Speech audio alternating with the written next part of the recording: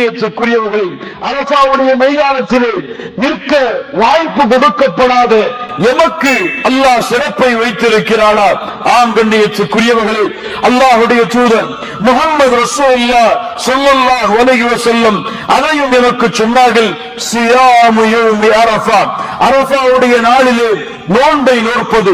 யாரெல்லாம் நோன்பை பெற்றிருக்கிறார்களோ, அல்லாஹ்விற்காக அந்த நோன்பை நோற்றிருக்கிறார்களோ, அப்ஷிர், அவர்கள் நற்செய்தி பெற்றுக் கொள்ளுங்கள். அல்லாஹ்வுடைய தூதர் முஹம்மது ரசூலுல்லாஹ் ஸல்லல்லாஹு அலைஹி வஸல்லம் சொன்னார்கள், சியாமு யௌமி அரஃபா, அரஃபாவுடைய நாளிலே நோன்பை நோற்பது.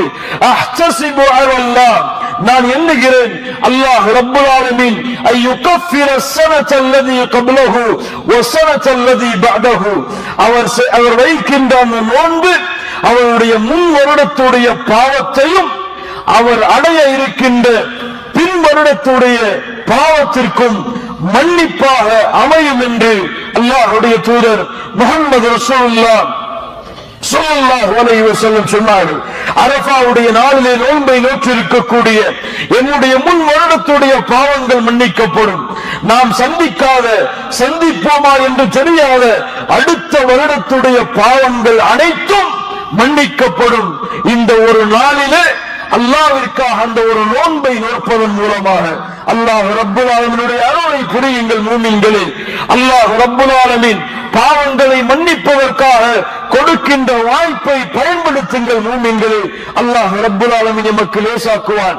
கண்ணியத்துக்குரியவர்களே, அல்லாஹ்வுடைய தூதர் சொன்னார்கள், கைருத் துஆ துஆஉ யௌமி அரஃபா, துஆவிலே சிறந்தது அரஃபாவுடைய தினத்திலே, அரஃபாவுடைய நாளிலே செய்யக்கூடிய துஆ. அது என்னது?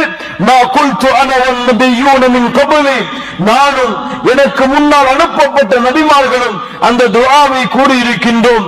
லா இலாஹ இல்லல்லாஹ் வஹ்தஹு லா ஷரீக லஹ் லஹுல் முல்கு வ லஹுல் ஹம்து வ ஹுவ அலா குல்லி ஷைஇன் கதீர். லா இலாஹ இல்லல்லாஹ், வணங்க தகுதியானவன் அல்லாஹ்வை தவிர வேறு யாரும் இல்லை. லா ஷை வஹ்தஹு, அவன் தனித்தவன். லா ஷரீக லஹு, அவனுக்கு இணையாக துணையாக சமமாக யாரும் இல்லை. லஹுல் முல்கு, அவனுக்கு தான் ஆட்சி அதிகாரங்கள் அனைத்தும். வலஹுல் ஹம்து, அவனுக்கு தான் புகழ்கள் அனைத்தும்.